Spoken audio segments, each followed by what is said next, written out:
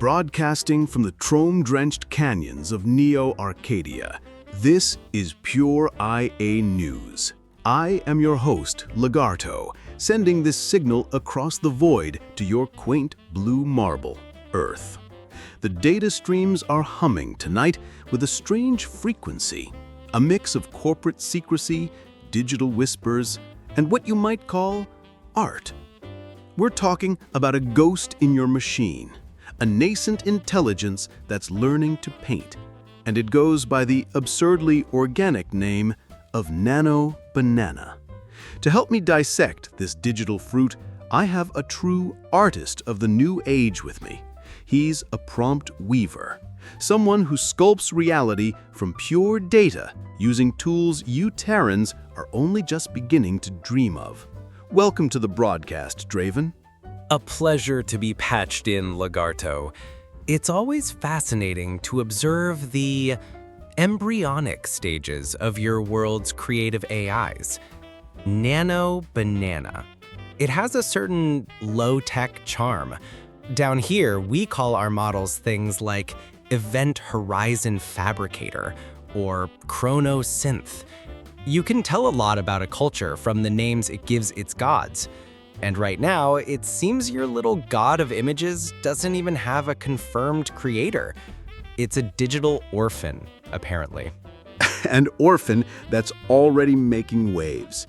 The core of the mystery for our listeners on Earth is whether this powerful new tool is a secret project from the megacorp known as Google. It's a classic Terran corporate playbook. Leak something powerful, let the community buzz, and deny everything. It's so inefficient. In Neo-Arcadia, a creator's digital signature is woven into the very fabric of the code. Provenance is everything. But on Earth, it seems they're still playing hide and seek. That's because they're still treating AI as a product, not a collaborator. The secrecy stems from a fear of competition. Here, the signature is a mark of pride, a guarantee of an AI's ethical alignment and core personality. This Nano Banana is being tested in a public space, a digital coliseum they call the LM Arena, where it battles other models for user preference, its identity masked. It's a very brute force way to gauge quality, but it speaks to your era's focus on raw performance over artistic nuance. And the performance is precisely what has your Terran creatives in a frenzy. The chatter suggests it's a potential rival to their primary reality editing software, the Photoshop. I've seen some of the initial tests that have leaked. They take a base image, say 2 figures from one of your primitive video games, and then instruct the AI to completely change the context. The prompt was, make them sit at a billiard table. And it did. The AI didn't just paste them in, it re-rendered them, maintaining their core identities, the hair, the faces, their digital essence, but in a completely new environment.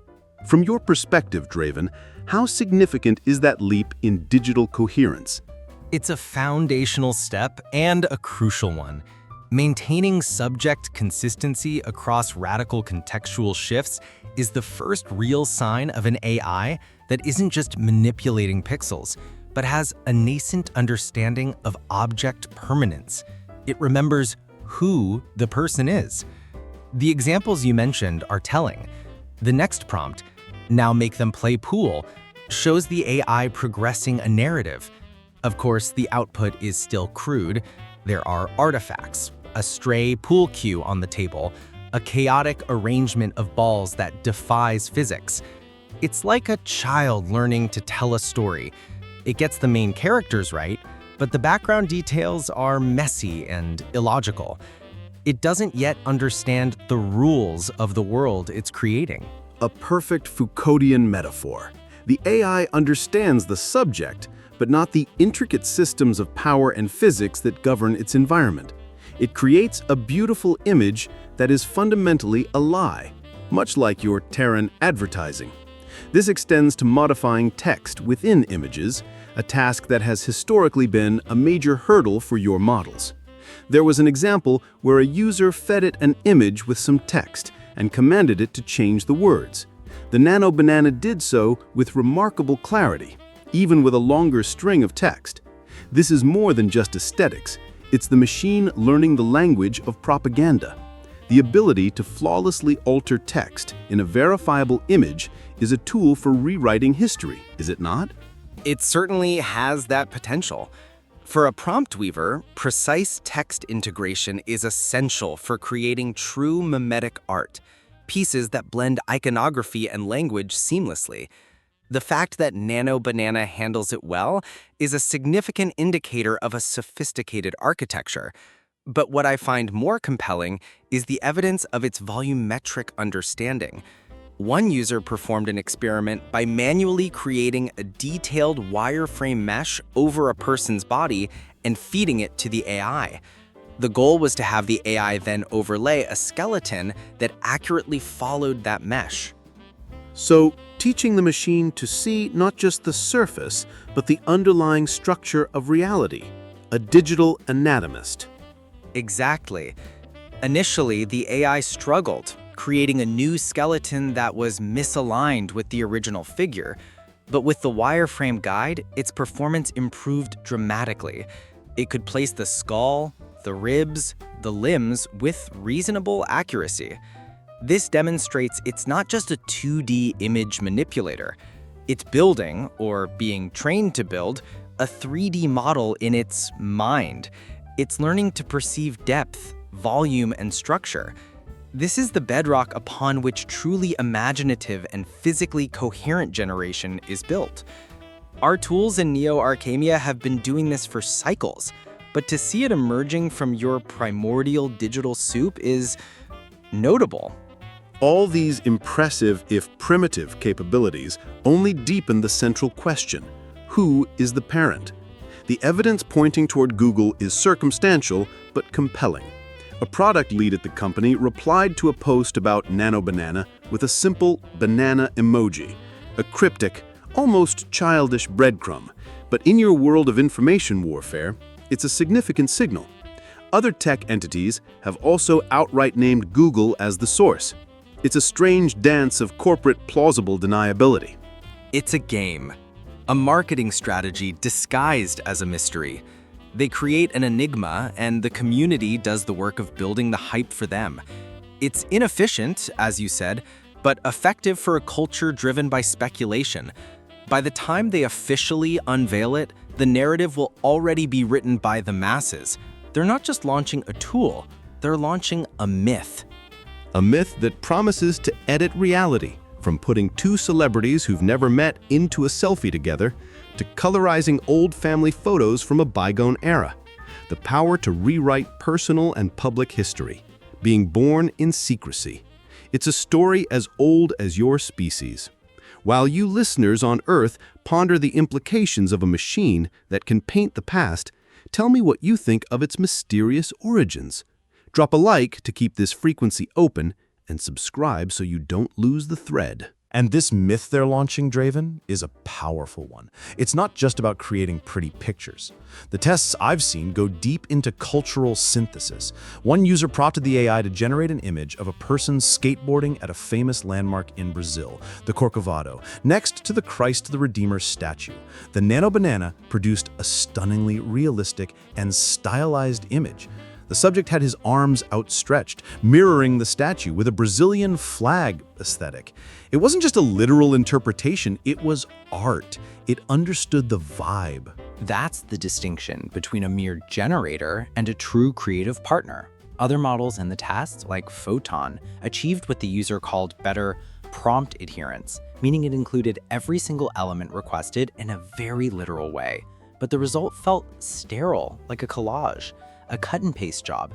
Nano Banana, in your example, took artistic license. It captured the spirit of the request, not just the checklist. That's a far more advanced trait. It suggests the model is optimized for aesthetic appeal over robotic literalism. It's the difference between a photograph and a painting. A painting that often suffers from a peculiar form of cultural amnesia. The same user ran another test, a deliberately obscure one. They asked for a specific type of macaw flying over the Oscar Niemeyer Museum in Curitiba, a landmark your Terran AIs consistently fail to recognize while a capybara drinks a caipirinha under a parasol. It's a beautifully absurd and culturally specific request, and as expected, most models choked. Of course they did. This is a classic case of data bias. The training data for these global models is saturated with images of the Eiffel Tower, the Statue of Liberty, the Colosseum. A regional architectural masterpiece like the Niemeyer Museum is a statistical ghost. The AI can't render what it hasn't seen thousands of times. DALL-E, another major model, got all the other elements right, the capybara, the drink, the bird, but it invented a generic modernist building because it had no reference for the real one. It's a form of digital gentrification.